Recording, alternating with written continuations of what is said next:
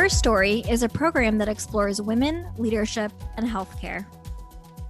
Well, today I'm delighted to welcome Dr. Amy Compton-Phillips, President of Clinical Care at Providence.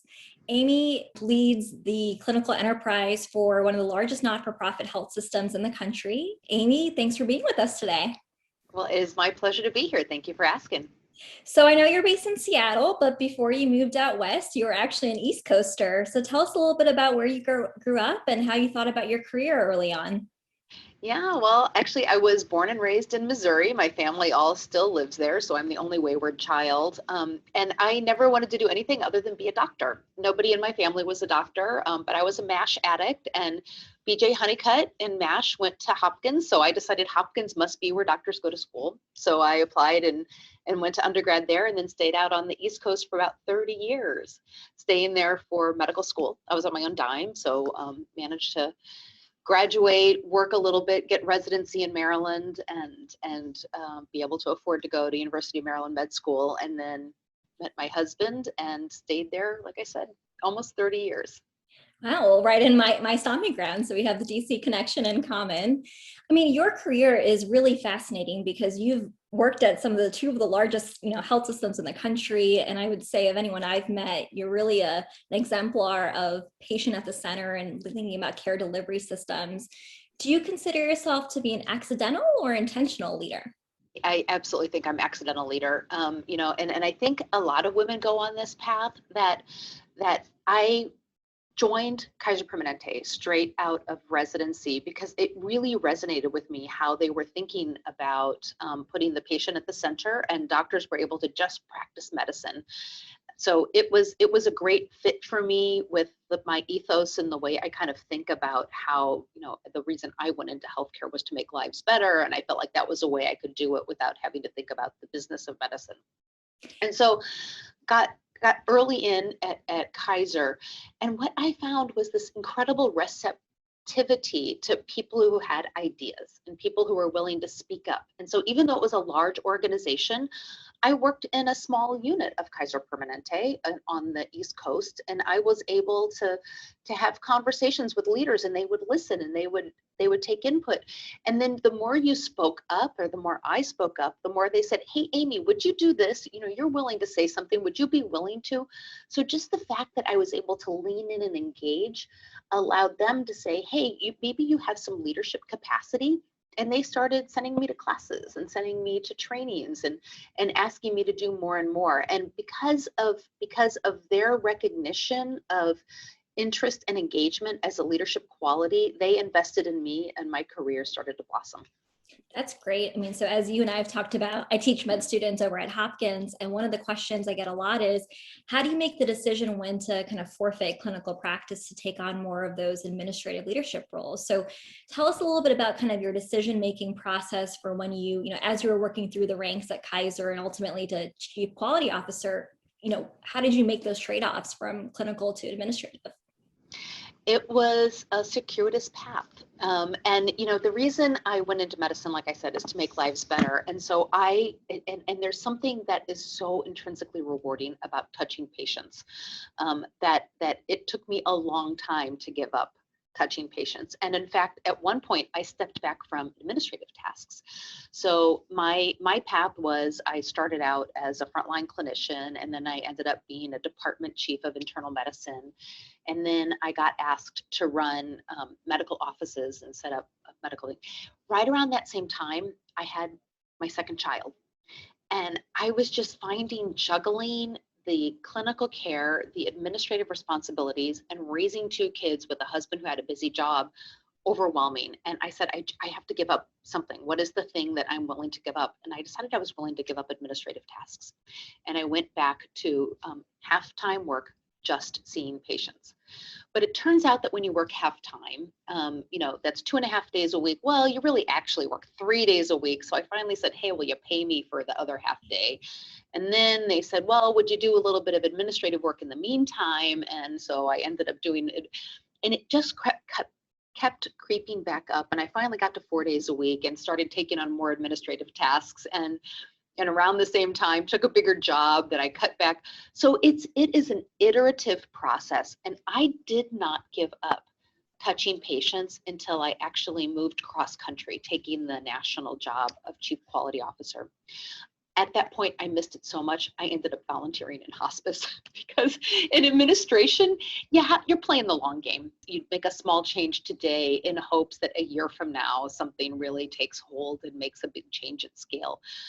With clinical care, you go in and you make somebody's life better right there. So there was something for me that was like intrinsically rewarding about seeing patients. So it was a really hard thing to let go of. I can imagine you're volunteering in the COVID vaccine clinic too. So, I mean, I think it's stupendous that you're, spending so much time trying to still find that niche for patient care where you can. So from Kaiser, then you went over to Providence after spending 20 plus years at Kaiser. What prompted that decision? It's a great question because I will always cherish my time at Kaiser Permanente and think of them as just an absolutely wonderful organization and do miss all of my colleagues there deeply. That said, when I joined Kaiser, Kaiser covered about 4% of the American population. And I think it's a fantastic model of care. When I left Kaiser, Kaiser covered about 4% of the American population. And my personal mission is to make great health and great care affordable and available for everyone in the US. And if I want to work on that, I need to do that beyond 4% of the American population. So how can I contribute to making this the world we want to live in? Well, I think that the tool that I can impact is healthcare. And so let's figure out how we get to the other 96% of people in the US what we figured out at Kaiser Permanente, and that's how to do great care at an affordable place in a way that's accessible and seamless and easy. I know at Providence, you've really been a big champion of bringing in kind of the role of data and technology to kind of transform clinical care and the quality of outcomes.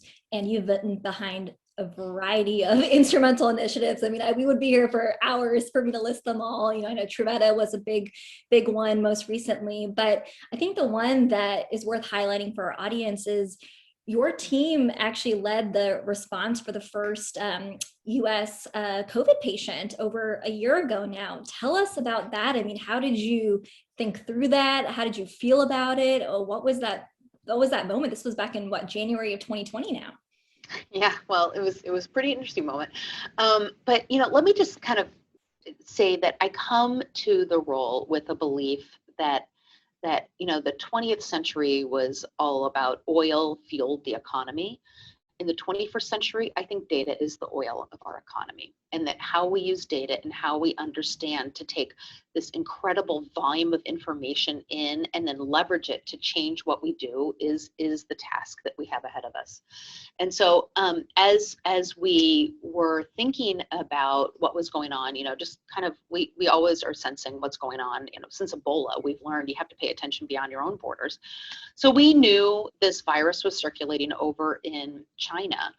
And when we got a patient who said, I came from Wuhan, China, so and I have a fever and a cough, we knew to be ready for it. But by the next day, we were able to turn on an alert in our electronic medical record across 51 hospitals, across 7 states, across 1,000 medical clinics that said, screen everybody for travel. Right. So as soon as that hit, we were able to put our contingency plans in place that this might be something big. And then as it became more obvious that this was going to be a bigger thing, we didn't say, how are we going to scale up getting patients in? We said, if I'm a person thinking at home, it was very human-centered design focused. If I'm a person at home and I Google on, do I have COVID? How will we come up with the answer? And how will we meet their needs? In taking that human-centered approach, we developed this whole algorithm of okay, let's have a chat bot that goes through and answers questions. If people triage out yes, that they might have COVID, let's offer them, do you want to come in person or do you want an electronic, like a FaceTime style Zoom visit with your doctor? And let's do that in a way, by the way, that we can charge for it. So we stay in business because we know that this is going to be a financial as well as a medical hit to the country. If they do triage out yes, how are we going to get them tested? And if we do get them tested and they have it, are we going to put them in the hospital or where are we going to care for them? And so we really thought through the entire system. We worked with Microsoft to figure out the workflow. The CDC liked it so much that they ended up taking it and making it available nationally, which was great because this was a all society problem to solve, right? Not just a Providence problem to solve. But we ended up doing really well with ensuring that our doctors got to continue to care for patients, our healthcare system got to continue being able to do care for everybody, not just people with COVID. We went from 70,000 telehealth visits, and I know other health systems have done this as well, in 2019 up to 2 million in 2020. So it was a pretty remarkable scale. We took care of about 20,000 people at home with COVID because we set up home monitoring early on. So really we're trying to think about how do we use the data, the information, the tools of the 21st century, that we can do things in a much more patient-centric way than they did during the flu pandemic of the 20th century. That's just remarkable. I mean, kudos to you and the entire Providence team. As you know, being a health services researcher, my whole mantra is, that in healthcare, we're so data rich, but information poor. And I think what you've really been able to do is kind of help connect those dots in a way that it's usable, both kind of internally as a system, but also at the patient level. So hats off to you all on that. One of the other things that you spent a lot of time doing this past year is kind of outside of Providence. You've been a national voice, with your commentaries on CNN, for example. And I think that's just an incredible platform for you to really kind of communicate to the patient at large. As you think through everything that you've seen in the last few months, what do you envision or kind of see as the opportunities for the post-pandemic, healthcare system? First of all, horrible. We lost 500,000 American lives. So I am not saying that the pandemic in any way, shape, or form was good. It has been something that we wish never happened and we never want to repeat. That said, in every crisis is opportunity. And so how do we learn from what happened so that we never have it happen again? I think that before the pandemic, we were on a trajectory where healthcare was too expensive. It was poorly distributed. It had generated incredibly in health inequities across communities. And those were made very visible during the year that was. So before, and the way I kind of think about it, I'm a sailor for fun. And I kind of feel like healthcare was unmoored. We picked up the anchors and we started moving things around. And before those anchors get dropped and moor ourselves into a new organization, we can be very intentional. And we can be very intentional in doing that in a way that we get much better health equity by allowing primary care for all. And how do we set that up so that everybody has access to some essential services, including things like vaccinations, right? That we want to make sure is free and available and affordable for everyone. And at the same time, let's set that up in a way that we can provide better care at lower cost through these kind of distributed access points, that you're not requiring very high capital intensive infrastructure like hospitals to be able to provide most care. And instead you can do it at much lower cost infrastructure by distributing care outward. And by the way, that'll make it much more accessible to people in rural communities and other healthcare deserts, right? So how do we start moving knowledge, not people? Telehealth is never going back in the tube. The toothpaste is out, so how do we make telehealth be just part of the normal way we deliver care and technology? And then as people are still going to get cancer, people are still going to have major trauma where they need multiple people. So hospitals will always be part of the ecosystem.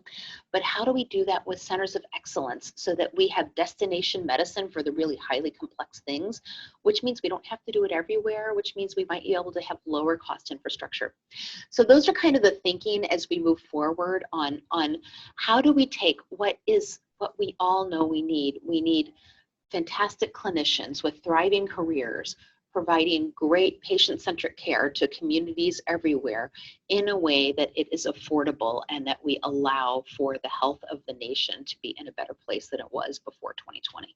And I guess as you think about that transition from kind of, pre-pandemic state to kind of where we are now to that, ideal state that you just described, do you think that's going to require different leadership competencies, for those of us who are working in healthcare or those who aspire to be in healthcare? I mean, how do you see that dynamic changing? Before 2020, you've seen tech companies, you've seen insurance companies, you've seen EMR companies, electronic health record companies, work on diving into care delivery. And sometimes it kind of worked, but a lot of times it didn't. And so kind of healthcare has been the third rail. And I think a big part of that is because they were working outside of the healthcare system, trying to come in disruptors in the way they've disrupted publishing industries and newspaper industry, right? Healthcare is more complicated than that.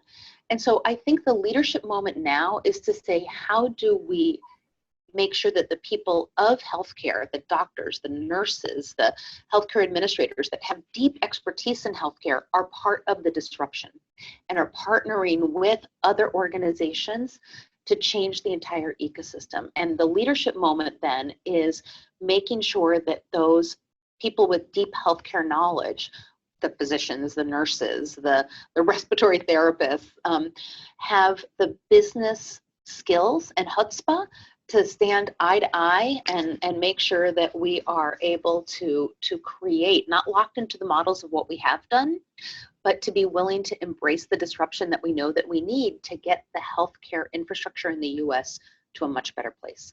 You have this fabulous saying that I love that says that you should think about being clinically led and professionally managed. Tell us a little bit more about that philosophy. And that's how we're thinking about it, is because there's such knowledge needed about how we implement change in healthcare that you gotta know what it takes to take care of patients. And that's what the clinically led is about. It's not that clinicians are the bosses of everything, but they know what we need to do with care.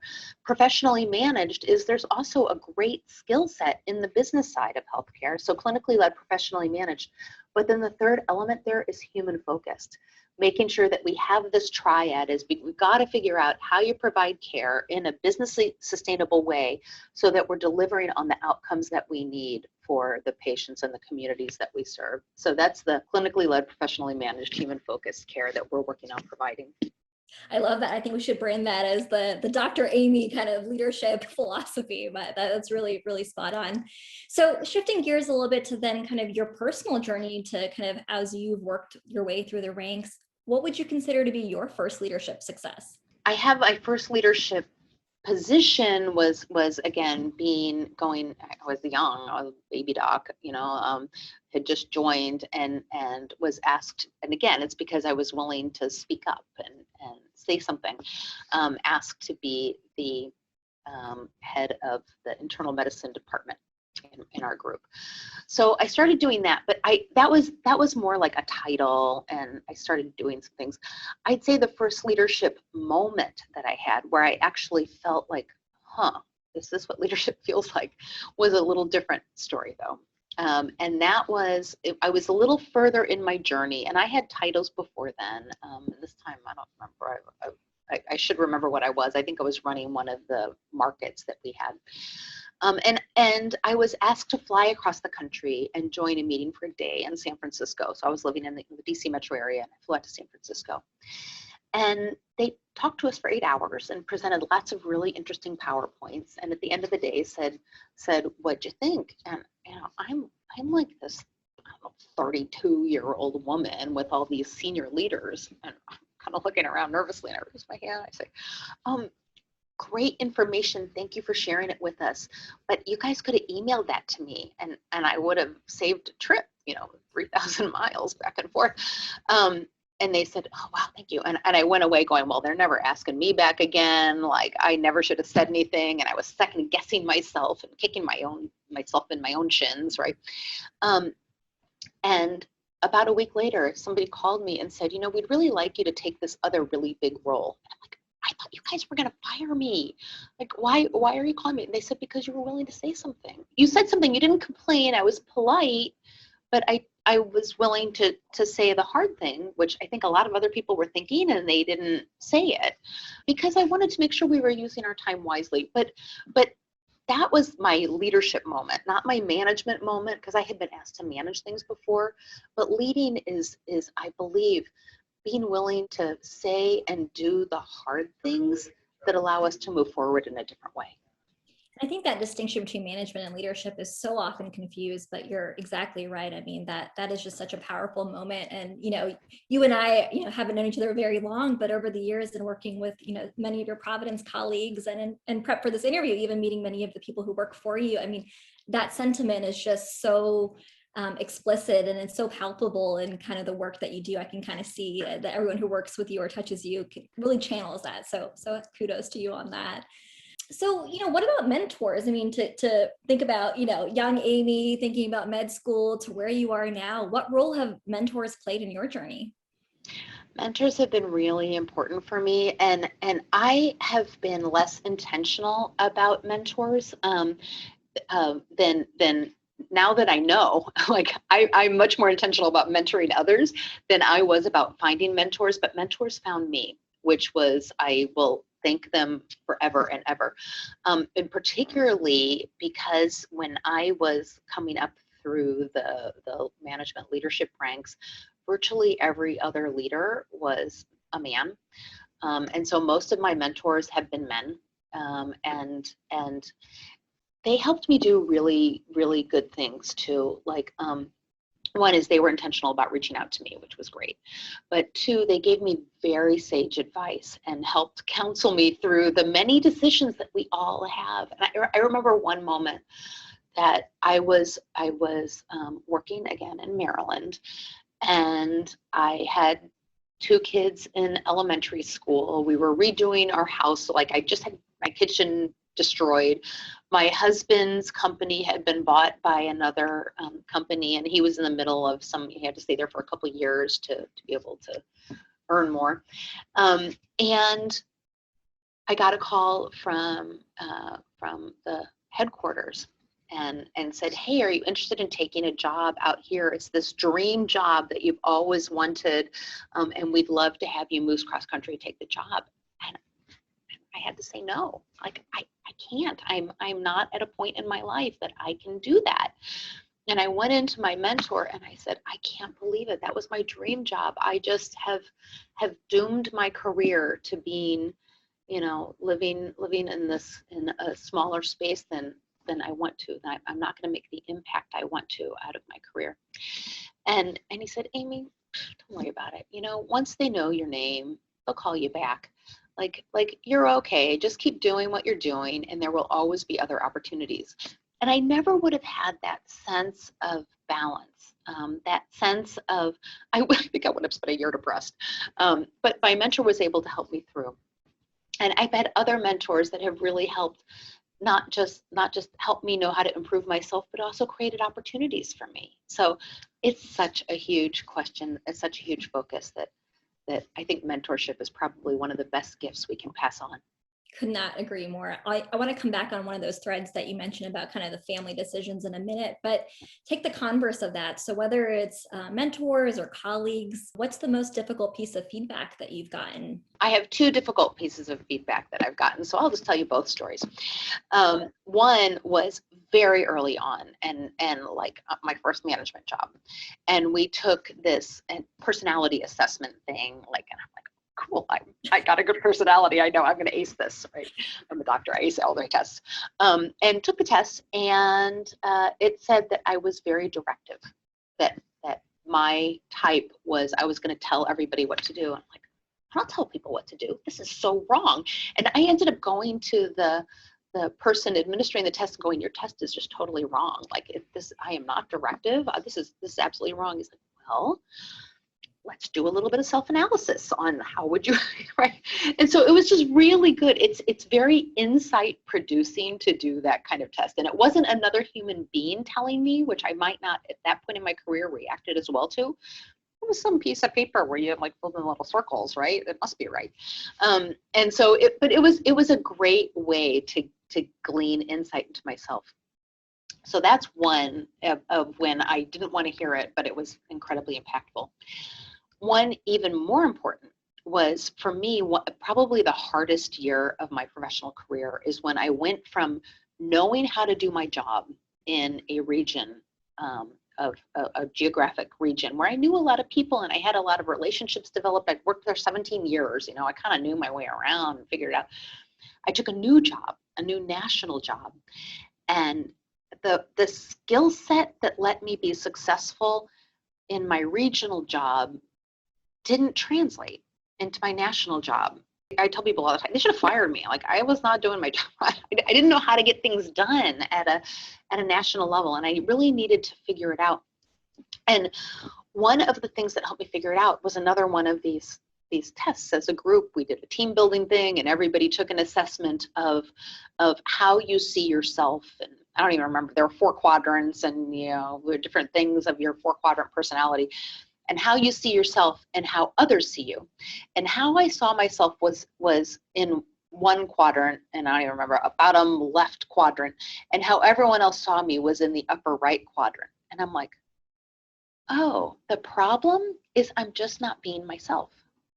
The reason I can't be successful here is I'm trying to conform to some vision of what I think people think I should be, instead of just being me. And so that piece of feedback was like incredibly helpful, because I just decided I'm going to be nothing but me from now on, and not try to fit anybody else's mold. And if I'm not being me isn't right, then I'm not right for the job. But the issue shouldn't be that I change me. I love it. I'm a big junkie of those personality tests. So you're giving me an idea that maybe on this show, we should have everyone say what their personality strengths are. But I mean, just building on that thread a little bit, I mean, have you found yourself in each new role that you've taken, or kind of broader portfolio that you've assumed, kind of having to do that self-reflection or kind of inventory check of, what are these additional skills or areas of knowledge that I need to really kind of dig into a little bit more, that you have to kind of to prepare yourself for those roles? How have you thought about your own personal development journey?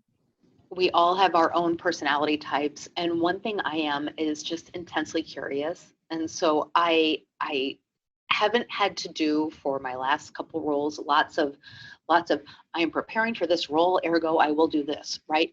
Much more, it's like, what can I read? What do I not know today? And how can I? So I'm one of those like super wonky people that I go for walks every day, and when I go for walks, I listen to the great courses or the latest Audible version of some cool book that I wanted to see, and it might be on history of the Roman Empire, it might be on economics, it might be on healthcare management, it might be on the tech industry. But I find that at this point in my career, having that broad openness to general knowledge is really important. Now, earlier in my career, I was much more focused on saying, how do I lead through influence if I don't have direct control, right? Like that was a very tactical thing, really, really important to learn. And so I think it depends on where you are in your journey to figure out what are the gaps I have, and how do I close those gaps. Now I'm just at the point that I get to learn whatever I want to, which is everything. So, as you kind of think back about your journey, was there a point at which you realized that your leadership path was going to be different because you were a woman? Like, did you kind of ever have that moment where you really could feel like you were the only one in the room? I have been very lucky. Like I said, I was the first woman in a few things, but not the very first. That was probably my mother's generation, right? That I'm a little bit later than being the very first, but I was one of very few women around, and there was certainly a lot less of us in the hallway. And the one anecdote that you heard me mention before, that I can kind of just describe what it was like. So you're not the first. You're not like, you don't feel like you're filling a quota, but still you're not quite at the same. You're not like one of the guys going out for beers after work, right? And so I was at a job, and the job was at the corporate headquarters on the 27th floor, and to be on that, have your office on that floor, you had to have the special security badge to get in. So it was a big job. It was a cool job, but a lot of work got done in the hallways. And people would come out of their office and they'd be talking in the hallways, and all the other people I worked with were tall men. And so I'd go out in the hallways and they'd be having conversations up here, and I'd be down here, and I'd say something in the conversation and it wouldn't get heard. They'd just keep having the conversation up here. And so I started, I bought a whole bunch of platform shoes, and I had a drawer full, so I would have a pair to match any outfit that I wore to work that day. And anytime I went in the hallway, I'd pop on my tall shoes and I'd go out. And then that way I was up at the same height. And if there was a conversation in the hallway, I was looking people eye to eye. And so kind of my mantra now is, as a woman leader, is sometimes you just need to pull out the tall shoes to make sure you get heard. That's great. That should be the name of your book one day. I love it. So, okay. So question on that. I mean, today, what shoes do you wear to work? Comfy ones. It's a great thing about being in the Pacific Northwest. Everyone expects you to be you. Cute little boots that are waterproof. So one of the other things, speaking about, women representation, is, we're going through this transition in the industry where we're trying to bring on more women voices in the boardroom, and you sit on a couple of boards yourself. What advice do you have for other women who are, eager to serve on a board, but, don't know where to start, or how do you get on a board? I mean, what does that process look like? Yeah, boards need more women. Boards that have women on them tend to be more successful than boards that aren't. Boards need diversity. So, and I'm saying women, it is when we have boards that are representative of the communities that company serves, the companies are better at serving their missions. And so it is a great thing. Anytime you make generalizations, you end up with an ism, but something that has seemed like a truism to me, and something that's been very true of me, is that for me to do things, I have been asked. I find that women wait to be asked. Men raise their hand, and men say, hey, pick me. And women are like, oh, you want me? Right? And it's a real difference. And so I would say if you're working on being on a board, join a networking group. Focus on, there are several organizations, one that I've done talks for, so I know it exists, is called Sharp Heels, but there's other organizations out there that help you get ready for boards and that help you join boards. And I think it's really useful to hone your skills and start volunteering for them. There's volunteer boards out there that are always looking for people. Get your skill set done, but raise your hand, don't wait. That's great advice. Yeah, I know, there's many guests on this show even have raised that question, and, it's like, where do you even start? And so it's good to know that there are networks out there to support that. So, going back to a point you alluded to earlier, I mean, you've got a beautiful family, you've got, a dual career couple. What's been the most difficult, it could be personal or professional kind of decision or trade-off that you've had to make, in your life? I feel incredibly lucky. So probably what's been my most difficult doesn't even remotely compare to colleagues of mine who've been raising children with one parent, for example, right? I have two. And I happen to have a marriage that's lasted 31 years now, and we actually still really like each other, consider each other our best friends. So the difficulties that I faced are probably significantly different than difficulties others have faced. But part of it's been, how do we balance? How do we balance out what's important? So when I was younger, my husband's career was the one that we thought was going to be the one that, helped set our finances into the future, because we both grew up with, families that both our moms were teachers and our dads both worked, because that's what it took to raise a family, right? We didn't have really any money. And, but that said, we wanted a better life for our kids. So my husband's his job was going to be the one that got us on. So I went half-time and he went to work, and I was the more parenting. Later, when I got the job nationally, he cut back to half-time. I went on to do the full job, right? But those kinds of decisions are like how do we do that together? How do we figure out, how do we focus on the kids and we focus on the jobs? And our answer was one of us has to work a little bit less, because two really super busy jobs is incompatible for our family with putting the time into the children that we wanted to. So it's just such a juggle. And the lesson that we learned is saying yes to everything means doing everything badly. That in order for us to do anything well, we had to learn how to say no to some things. And so that would be my biggest take home, is be willing to say no, and your life will be better. Very good advice. I mean, to that point, I mean, I know you've got, is it 2 college kids that are home with you right now visiting, and you're managing the health of a big part of this country. I mean, you're juggling a lot of responsibility. What do you do for you just to de-stress, or what's your outlet? I am an N of 1, and I have the most amazing team of people I get to work with that really do the real work. So that said, I am big on if you can't take care of yourself, you can't take care of other people, which I firmly believe. And so I exercise every day. It is my mental health defense. My husband's and my routine is to sit down in this chairs overlooking the water, that we have a great view, at 5 every day, and just talk about the day and decompress and figure out what's important, what do we need to do. And so between exercise and having a human being to communicate with, and by the way, getting recharged every time I talk to my kids who bring joy to my life, it makes life much better. Yeah, I love that little ritual. I'm a little bit envious of your Pacific Northwest views. So can't compete with that. So, you talked about, being a curious person, and, I think we both agree that leadership is a lifelong learning process. Is there something that, you believed early on in your career that you no longer believe, whether it relates to kind of being a successful leader, being a successful clinician, any kind of philosophy that, you thought early on but don't anymore? I'm not sure. I think that I've really just gotten more so. But I am, part of my philosophy is I'm wedded on to figuring out outcomes and not as wedded to a path. I'm much more flexible on a path. And I think that's where people get locked into a certain path.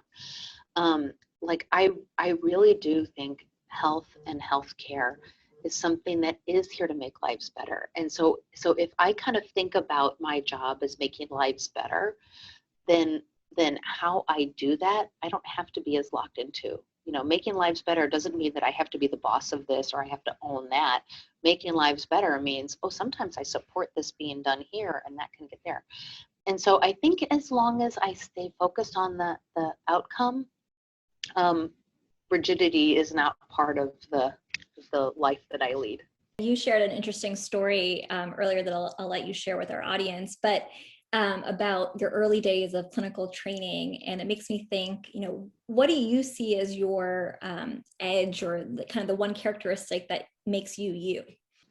I think it really is resilience, and not letting what people say stand in your way. And I think the story you're referring to is I had a moment, and it was in med school when I was doing an infectious disease rotation, and we had this young woman come in. She was a newscaster, this vibrant young person who ended up being comatose from an encephalitis, of inflammation in the brain, where she was in a coma, and nobody had any idea how she went from being perfectly fine one day to being comatose the next, other than as an infection.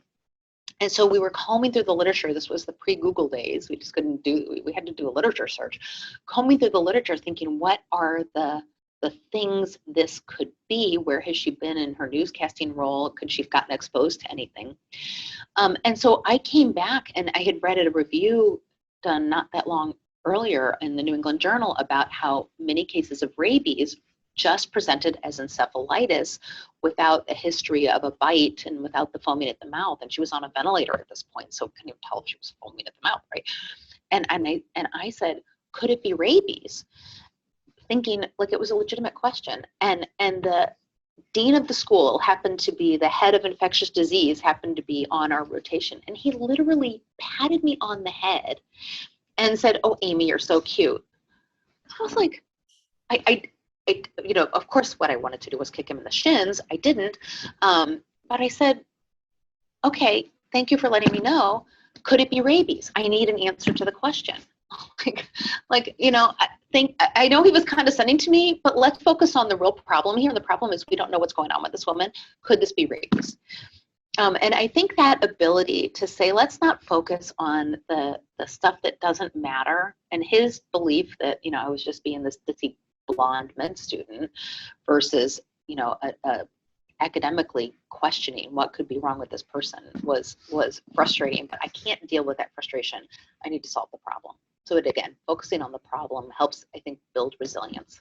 Final question then, as you think about, you have got a lot more chapters of your book to write, but as you think about your leadership legacy, what would be the title of your autobiography? Maybe it's Tall Shoes. There is always a way. If you know what you want to get done, in a way that's respectful of every person around you and not directly challenging, and sometimes directly challenging just causes lots of trouble, but there's just ways to get it done. And so how do we respectfully of every human being around us actually accomplish the goals we want in life? And so Tall Shoes. Whenever you're ready for that next project, I think you've got the title right there. Amy, thank you so much for spending some time with us today. I mean, you are just an extraordinary leader in the industry. Thank you for all that you do and for continuing to push us forward and thinking about things very differently and innovatively. And we're really excited to share your story with our audiences. Well, it's absolutely been my pleasure. Thank you so much for having me.